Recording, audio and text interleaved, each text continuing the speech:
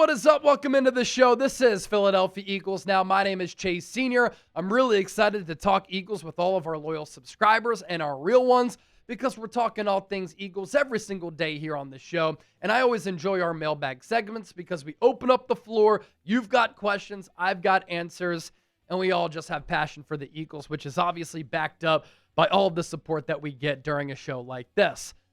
Programming reminder, support producer Chip. He will be live for our Eagles-Giants watch party Sunday, Week 8. Eagles looking to get that revenge after losing to the Giants in Week 6 on Thursday Night Football. That was a debacle. Hopefully the Eagles are dominant against the G-Men at the link on Sunday. Chip will be going live at 12 p.m. Eastern for an hour pregame show. Still going to be the same program, right? Live play-by-play, audience interaction, super chat giveaways. But support him. He'll be live. Then I'll be ready to do an Eagles post-game show in the aftermath of that game. Let's begin here with the super chat coming in from Green Dream. It would be nice if we could trade for Bradley Chubb or Jalen Phillips to pair with Nolan Smith or Jalix Hunt. And that's a good super chat that you send in there, and obviously appreciate the $50 that you sent into the program here. Bradley Chubb is a player who the Eagles have been linked to a lot. Vic Fangio is familiar with the player. He coached him when he was the head coach of the Denver Broncos. He coached him when he was the coordinator for the Miami Dolphins prior to coming to the Eagles. And so Bradley Chubb is a veteran. He knows Vic Fangio's scheme. Fangio has familiarity with him. The financial component to this could also be advantageous for the Eagles or a different acquiring team. Dolphins have one win. They're sellers. Their season is over. Mike McDaniel's lost the locker room. So I think they're going to trade away at least one player, maybe a few. For Chubb, though, what makes his name interesting, he has been a premier pass rusher at times. He's been a highly productive player. The Dolphins signed him to a big contract a few years ago. But of note, he's under contract for the next 2 years. He doesn't have any guaranteed money left. So if it didn't work out and the Eagles wanted to move on from him after the 2025 season, they'd be able to do that. As far as Jalen Phillips goes, he did tear his Achilles last year. Obviously, that's a little bit of a concern. He's an excellent athlete, twitchy, long, tall, highly productive when healthy. I think that he might require more as far as trade compensation, but I'd almost side with the younger player. And he's come back off that torn Achilles. He's played well, starting to round into form. But whether it's Bradley Chubb or Jalen Phillips, those are two players who the Eagles have been tied to going into this deadline on November 4th. I think both would make some sense. Ayo Twix, $2 super chat. How would you feel if Jalen Hurts called some plays against the New York Giants? I'd be fine with it. Why would I be fine with it? Ayo Twix. Because I've seen Jalen Hurts do this before. Jalen Hurts has taken onus of this offense. He's taken control of this offense. Now, sometimes I think that is a good thing. Sometimes I think that is a bad thing. At times, Jalen Hurts, in his football process as a quarterback, leans into being conservative. And he sides with being conservative because he wants to do whatever he can week in and week out to win the football game. And he understands that when you win the turnover battle at the NFL level, you win 70 to 80% of the time. But when he errs on the side of being conservative, sometimes that can lead to the offense being anemic, being vanilla, at times being a little bit predictable. Now, obviously, some of that is on Kevin Patullo. Some of that is on Nick Sirianni because they have and have adopted that similar philosophy. But it's also on Jalen. And I think inconsistency sometimes is a problem with Jalen Hurts as well. But when he plays like he did against Minnesota, when everything is kind of firing, as DeVonta Smith said and others, he has that look in his eye. He's surgical, and he is dangerous. And this offense looks absolutely scary. A.J. Brown, DeVonta Smith going off for more than 300 yards. The Vikings entered as the number 2 pass defense in the NFL, and Jalen Hurts cooked them, carved them up. And so at times, because he has control of this offense, he'll audible at the line. He'll shift things around. He'll make adjustments. He will call his plays. He did that a little bit against the Los Angeles Rams. He does that because the coaching staff has trust in him. And so if he does that against the Giants, totally cool with it. Because I believe in Jalen Hurts, and Jalen Hurts is elite. He's a top 5, top 10 quarterback. Joe Lord, $5. Real content question. Jacorian Bennett coming off of injured reserve. I don't like Keely Ringo or Adoree Jackson. Your confidence level in Bennett coming off of injury.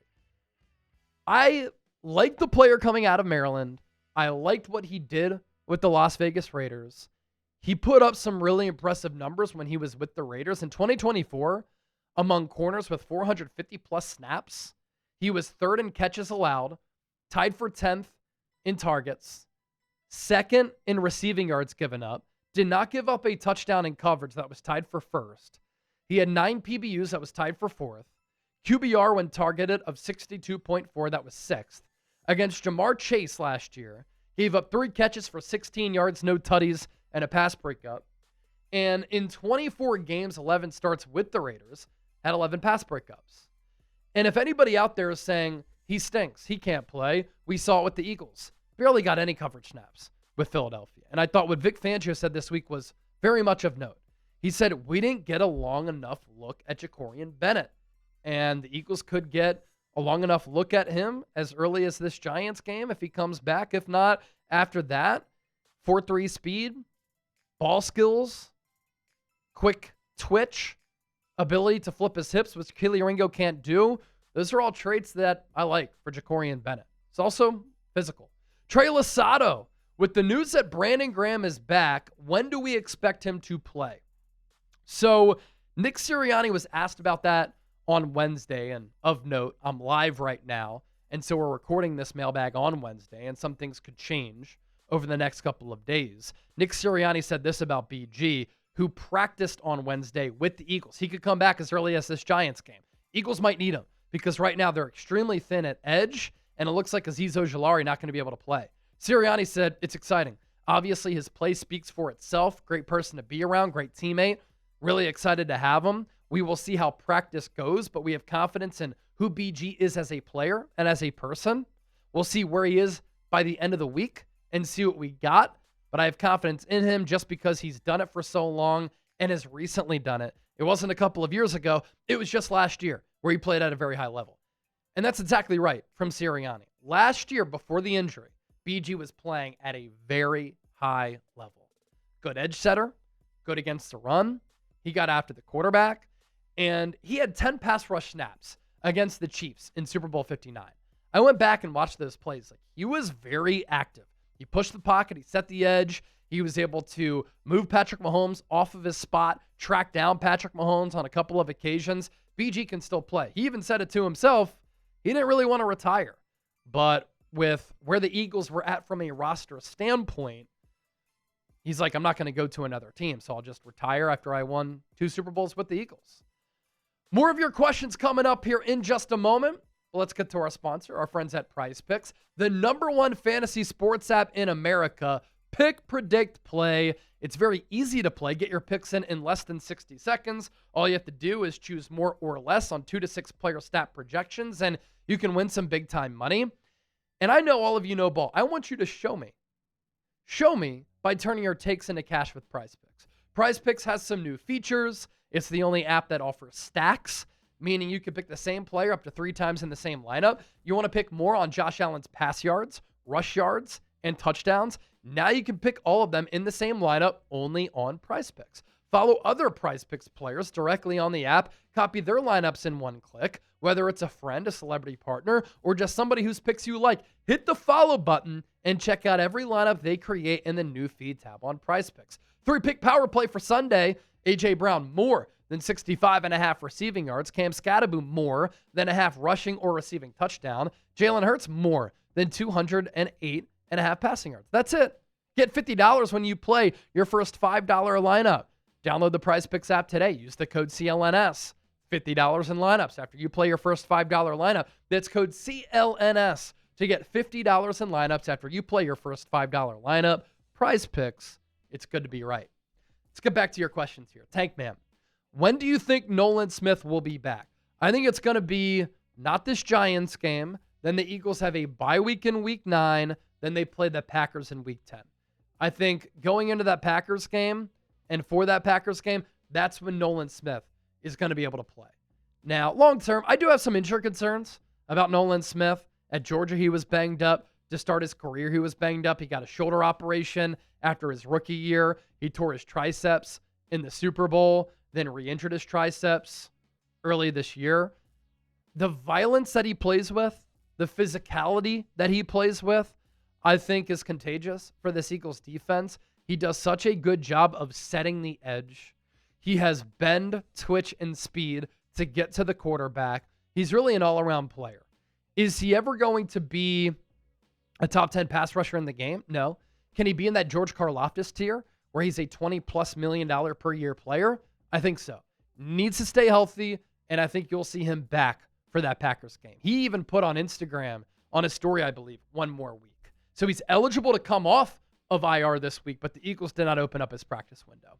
Andrew Nathan, Chase, if Cam Jurgens is out, Drew Kendall should get a shot. He played over 1,500 snaps at Boston College, 83.1 passing grade, 72.9 run grade, and all that came in 2024. He has 40 games under his belt. Thoughts? All right, I'm just going to leave because Andrew Nathan, he's going to host the show from now on because he's bringing you next level insight. See ya. Andrew Nathan bringing the heat. How about it? He's digging up numbers and everything. So I'm with you, Andrew, and I know that you're a loyal viewer of the show.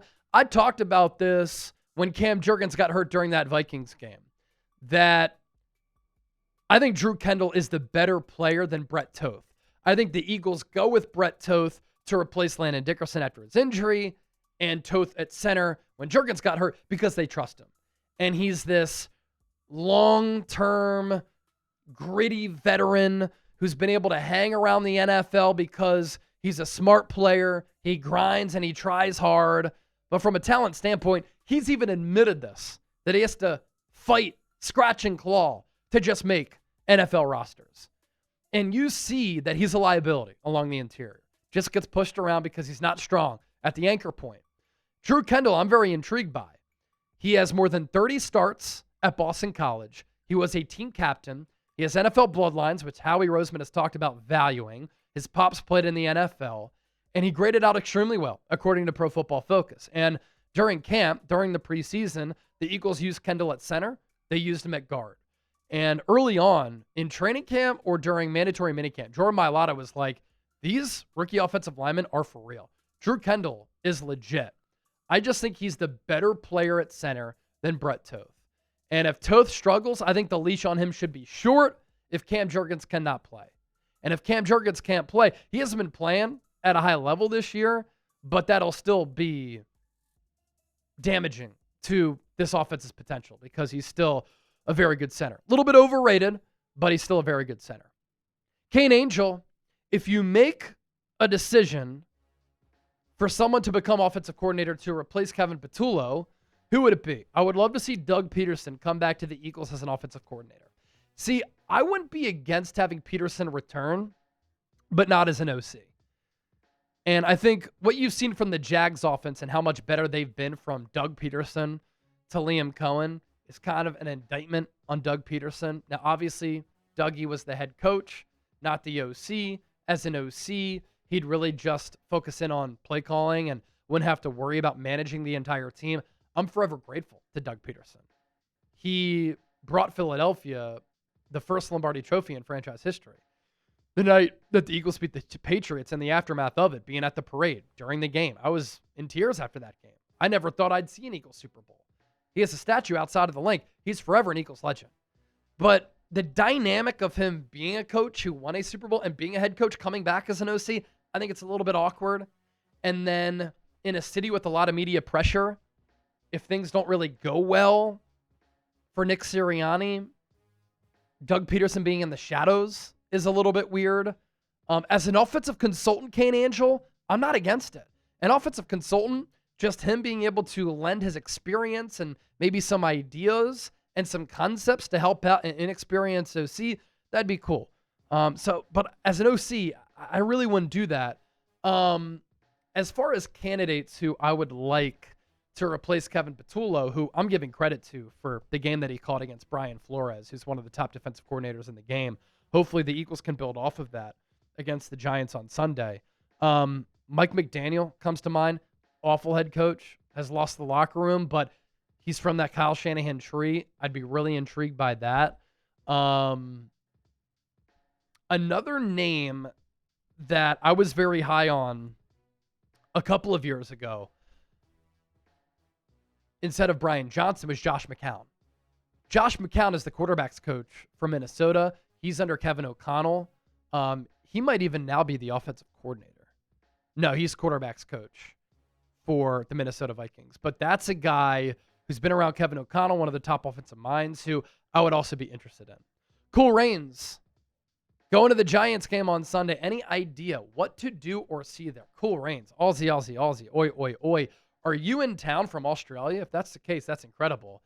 You got to experience a tailgate prior to the game. And the K lot is the lot right outside of the link. You just got to walk around the K lot. And I don't know how old you are, but if you can take down some beers with some people and just walk around to experience the tailgating atmosphere and environment, you have to do it. Now, there's the Jetro lot. There's FDR Park that you can go to as well. Any tailgate around the link is going to be electric. But people are going to be tailgating from the wee hours of the morning into the game and after the game. Get there at like 8 a.m. for a 1 p.m. game and just walk around and interact with Eagles fans. And if you tell them you're in town from Australia, obviously that's going to be a conversation starter.